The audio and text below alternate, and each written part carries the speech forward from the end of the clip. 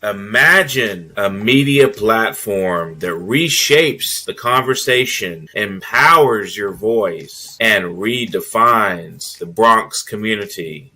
Bronx Post, changing the reality, changing the narrative. For businesses, politicians, and government agencies, we offer targeted advertising solutions that drive results. Amplify your message. Reach the heart of the Bronx and beyond. Our platform connects you to the community. Learn more. Email info@bronxpost.com or call 718-892-5555. Visit www.bronxpost.com for breaking news and updates. Bronx Post, changing the reality, changing the narrative. Greetings and welcome to Muslim World News, live from New York City. My name is Sheikh Musa Drammeh. I am your host. The executive producer is Mutiu Olawuyi. This show is being shown on Parrot TV every Friday, 9 a.m. New York time. Thank you for joining us, and thank you for patronizing us, and thank you for supporting us. We're very grateful, for your viewership and for your allyship. Today, we're very excited to talk a little bit about what has transpired in our city, New York City, a couple of days ago, and what is unfolding as we head to the November 4th mayoral election. Muslim World News is a platform where we bring relevant news and activities taking place throughout the Muslim world. At the same time, we carry important content that is relevant to the Muslim world. So, we take news from the world and then to the Muslim world and bring relevant information from the Muslim world to the public.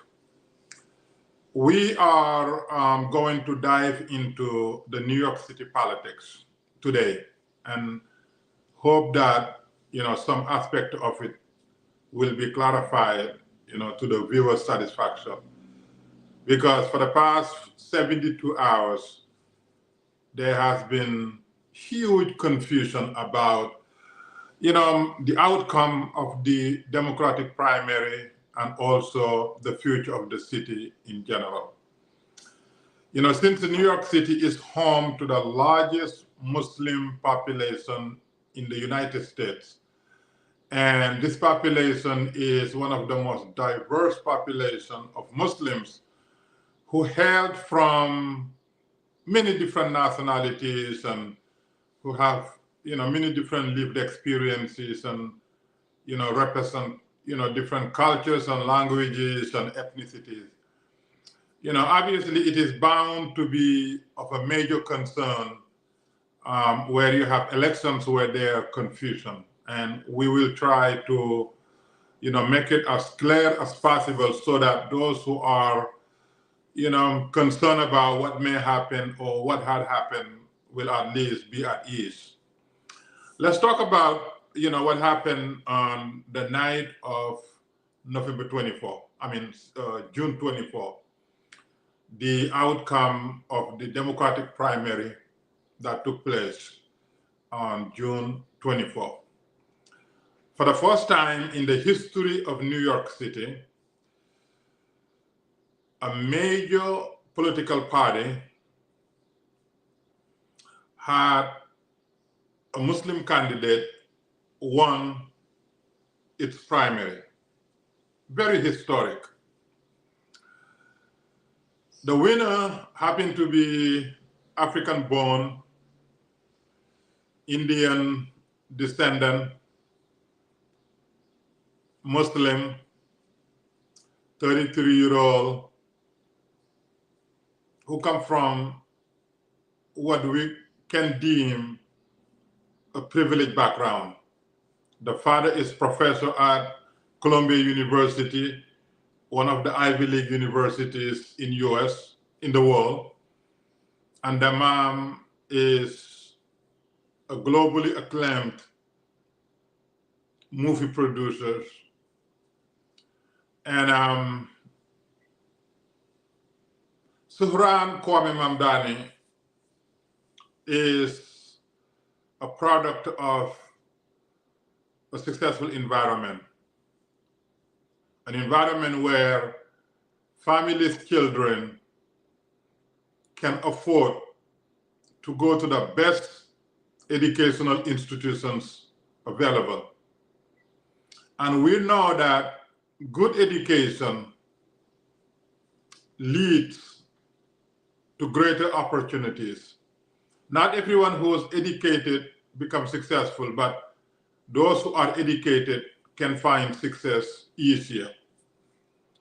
So Mamdani won, Assemblyman Mamdani won the Democratic primary on November 24 without any legislative record, because even though he's a sitting assemblyman, but according to the record, they said he pretty much has no record. With no governmental managerial experience, never run a corporation, but always a community activist, always, someone who take, the civic affairs, to heart, and which is very, very important. So we wholeheartedly congratulate New York City, we congratulate New York State, and we congratulate Mamdani and his army of enthusiastic, committed, energized supporters. They have made history, and they have affirmed the ideals in the United States where anybody from anywhere can succeed when you have, the right ingredients in place. And Mamdani did that, and we're very proud of the success and also the encouragement to our younger generation, and whether they're immigrants, fourth generation, second generation, or Native Americans. Our electoral system is a system where we pour a lot of money into during the campaign and we get little in return. And anytime we get a candidate that can energize, certain segments of our electorate, is a candidate that deserves our, praise and appreciation. Whether we agree or disagree, is irrelevant. Mamdani was able to activate a large segment of the voting bloc that, if it wasn't for Mamdani and his operation, most likely they would not have participated.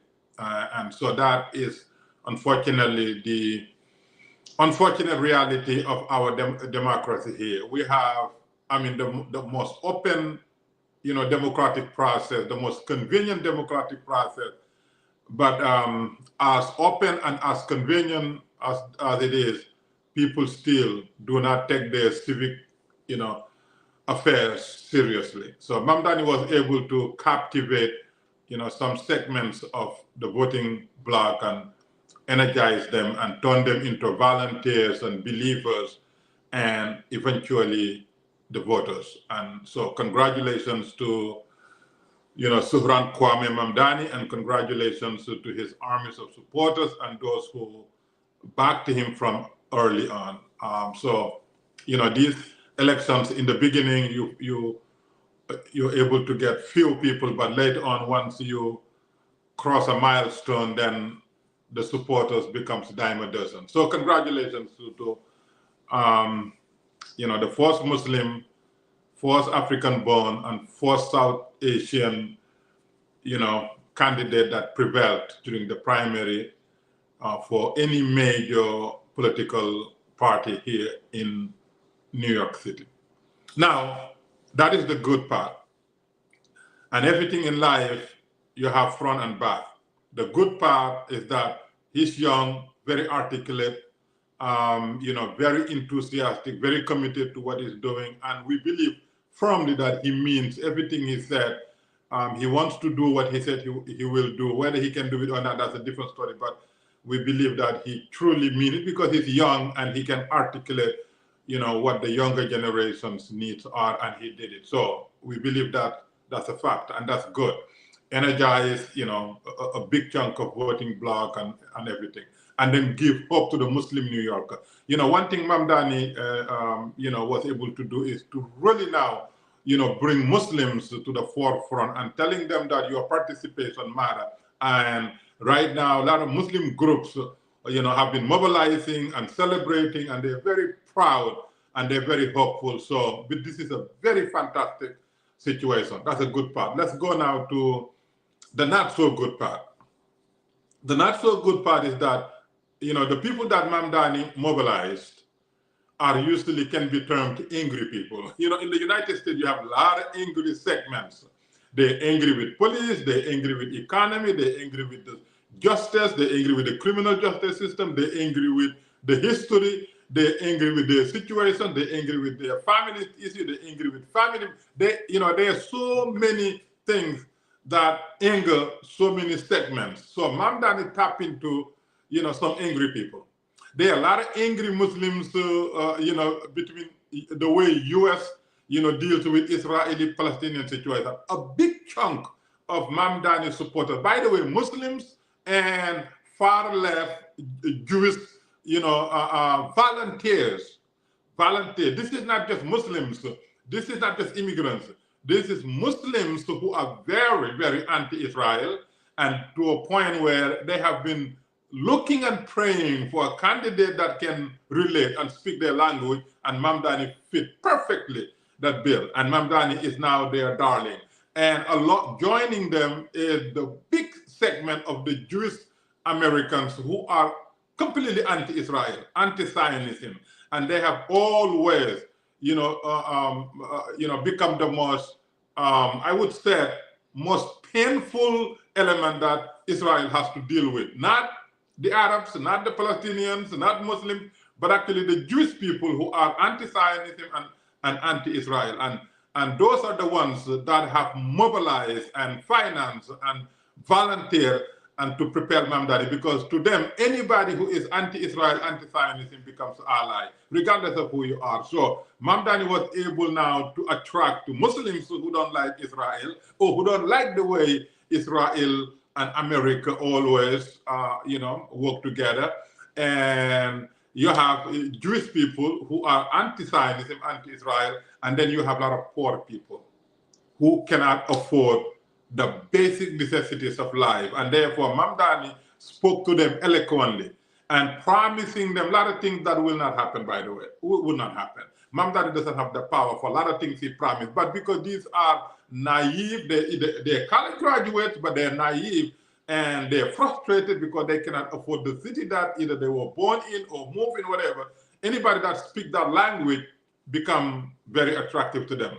So those people will be disappointed later, very disappointed, because what they believe Mamdani will do and can do, Mamdani wouldn't and can do, for historical records and for also for constitutional restraint. So Mamdani can do certain things, but a lot of the things cannot be done, because the fact of the matter is there's nothing free. We must take free thing out of our heads. Anybody who promises you free thing is lying to you. There's nothing free. Even, from the religious perspective, in our Holy Quran, Allah is telling us, you think you're going to enter paradise without working for it? You think paradise is free for you? You think my mercy is free for you? No, you have to labor. Somebody has to pay the price. Now, who's going to pay the price? That's the question. But the people that, bought Mamdani's, marketing, they don't know, but later they will learn because, hey, experience is the greatest teacher, especially somebody else's experience. So they will learn. So the sad thing is that there will be a lot of disappointment, in terms of those who believe that things will be cheaper. And those who believe that Mamdani has a power to punish Israel. You're a New York City mayor. Nothing you can do. And he said, I will arrest, Netanyahu. I mean, that is the biggest lie ever. You are a mayor and you are the leader of a city with the largest Jewish population. If you talk that way, you know that people who understand the reality understand that you are absolutely lying. You can't do it. But, it's a selling point and people bought it. Politics, whatever sells, and people buy it. Hey, congratulations, but it's not going to happen. Never going to happen. Those things not going to happen. New York will never ever stay away from Israel. New York will never ever arrest Netanyahu. I cannot, by the way, can't do it. And New York will never ever be home where the mayor become the worst enemy of Israel. Not going to happen. Because New York, you are the mayor, but you depend on a lot of elements. A lot of these elements can be found within the Jewish community. They have done marvelous job in economic condition, in social condition, in spiritual condition, infrastructure-wise, charity. I mean, New York City is Jewish city. Jews, live here and create major improvements, and anything that interferes with, Jewish comfort and Jewish safety will never fly. But the people who are so angry, anti-Israel, anti-Zionism, and by the way, oftentimes they are anti-Semite. They don't tell you. They say we're only anti-Semite, but if you see the organization that they support, this organization said no Israel, from sea to river, no Israel. But a lot of the supporters don't know. They have absolutely no accurate information except following the handlers, the operators.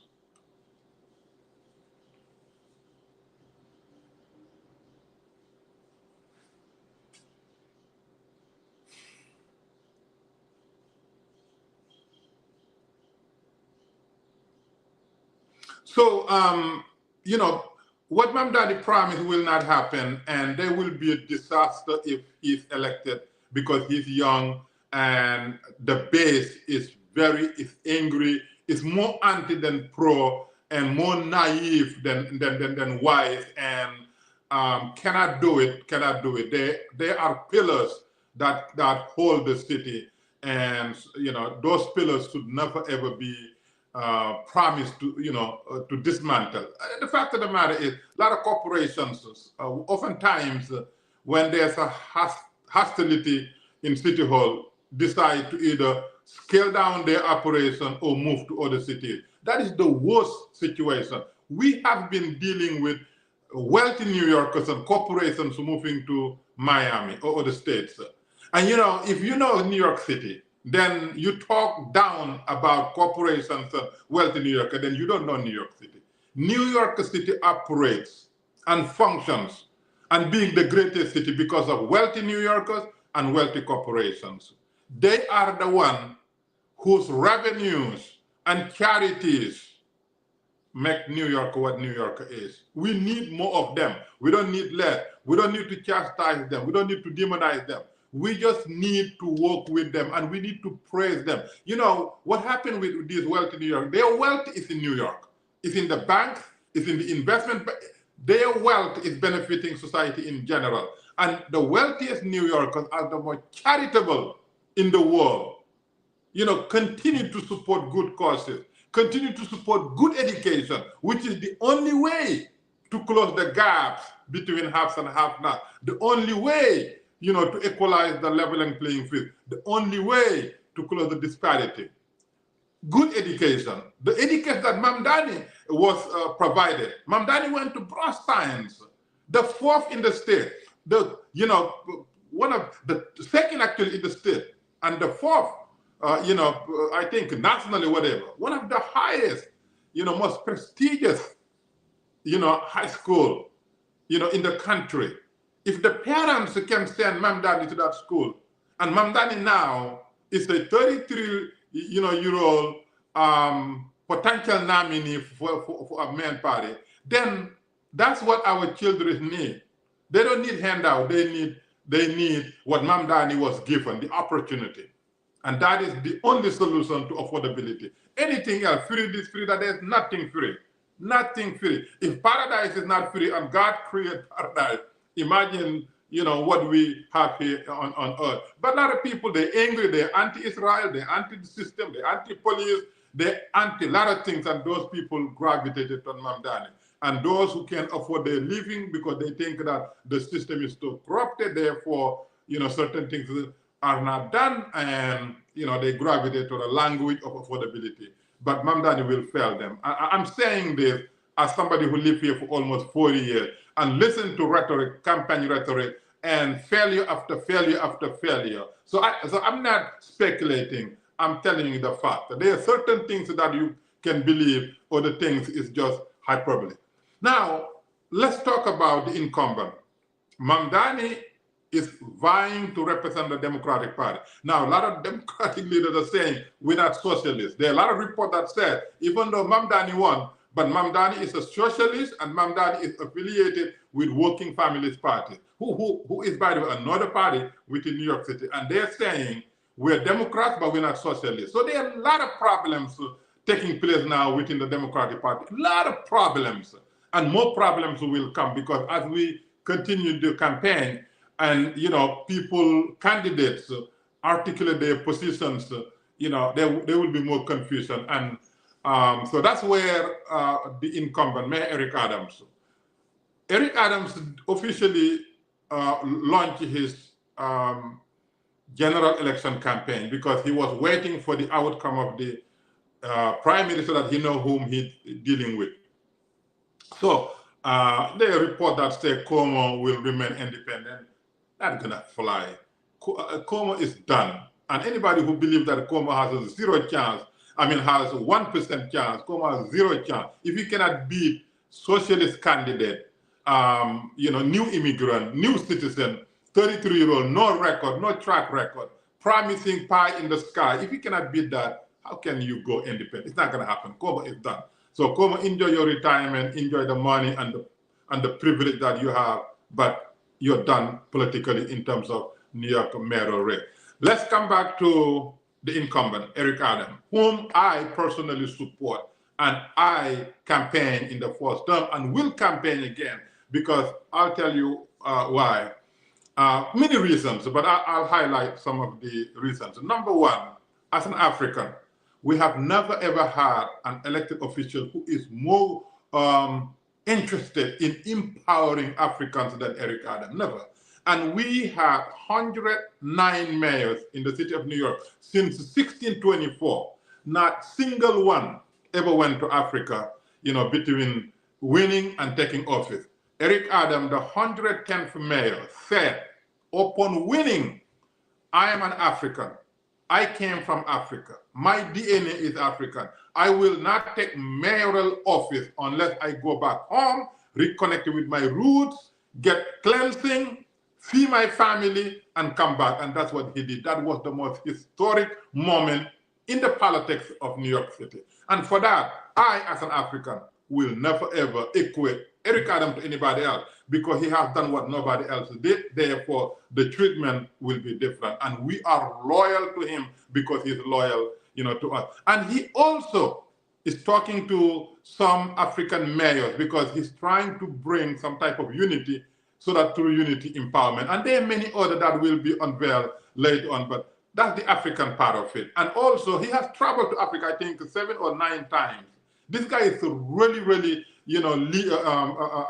committed leader to the African empowerment. And for that, I am with him. Now, for the Muslim side, as a Muslim, there are 13 new historical additions to New York City benefiting Muslims because of Eric Adams, things that never have happened. I don't have the time here, but, there are 13 things that we will share. Perhaps maybe online, people will see it from 1 to 13. That never happened until Eric Adams came, all dedicated to Muslims. Now, let me also tell you what Eric Adams has done on behalf of the Muslims. After 9/11, Muslim New Yorkers were held hostages. You know, the right-wing media, the Republican Party, you know, anti-Islam elements, anti-Muslim elements, anti-Palestinian elements, anti-Arab elements, anti-immigrant elements, all, you know, coalesced, attack Muslims, blaming Muslims for every single thing, misrepresenting Muslims. Eric Adams was one of those who said, Muslim New Yorkers are New Yorkers, and Muslim New Yorkers are my neighbors. Whatever I will do for my brothers, I will do for my fellow Muslim New Yorkers. And he was public with his position defending Muslims, articulating their rights, protecting their constitutional right, everything. Very few elected officials went public, except Eric Adams. Public. Number one. The Pakistani community was being singled out for attacks, blaming everything. Even some of them couldn't come out. Eric Adams was on the street saying nobody will touch these Pakistani New Yorkers. They are New Yorkers, and did everything. And today, the Pakistani community is one of the strongest supporters of Mayor Eric Adams because they know him. Second, Mayor Eric Adams was a state senator, and there was a Republican anti-Muslim legislator who was so, bad. So hateful to Muslims. And Mayor Eric Adams was willing to fist fight on the floor of the Senate defending Muslims. He knew that he was going to lose his position. He's going to be, removed from Congress. But because of the moral clarity, because of the principled position he held, he said, I'm willing to fight because Muslims must not be demonized like this way. Muslims are New Yorkers. They are hardworking people like all of us. And that Muslims should never, ever forget that. Never. The third thing, when we were supporting Eric Adams the first time around, we went to Harlem to hold a rally to support him. Before we began, one guy walked up the street and came and said, you know, you guys hear from Eric Adams? We said yes. He said, before anybody talk, I will speak. He said, no, you're not part of the program. He said, I don't care. Nobody talk about Eric Adams unless I talk. And then he forcefully, take the mic and said, this is who Eric Adams has been to the African community and the Muslim community for over 40 years. And this is why I am saying this, because you didn't know. Nobody knew. Eric Adams used to drive from Brooklyn all the way to Harlem, to the Bronx, to Manhattan, on behalf of the immigrants, on behalf of the Africans, on behalf of the Muslims, Pakistani, everybody, Arabs.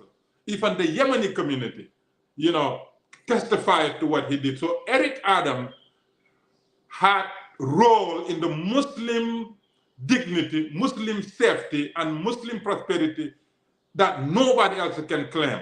Now, I'm not even talking about the African-American Muslims. The African-American Muslims who said, this is our own. We know this brother from day one, and this brother has always been on our side. So, they supported him from get-go. And many, many, many other things. Today, we're calling Adhan Friday, for the first time in the history of the city because of Eric Adams. Today, we're praying in the city hall. We're praying in the city hall because Eric Adams said, I have Muslim staff and they need a masjid in the city hall. Therefore, we're going to create a prayer area. They pray 5 daily prayer and they pray, Friday. Where else can you go to find the city hall having a masjid and many, many other things? So for that, I call Eric Adams the moral clarity mayor. And I told him yesterday, I said, you were known as blue collar mayor, but because of your moral clarity on many issues, you are now the moral clarity mayor. And we support Mayor Eric Adams, even though he's running on the independent line, it doesn't matter. In the general party, doesn't matter anymore. You can vote for anybody, regardless of which party you register. General elections, you can vote for the candidate.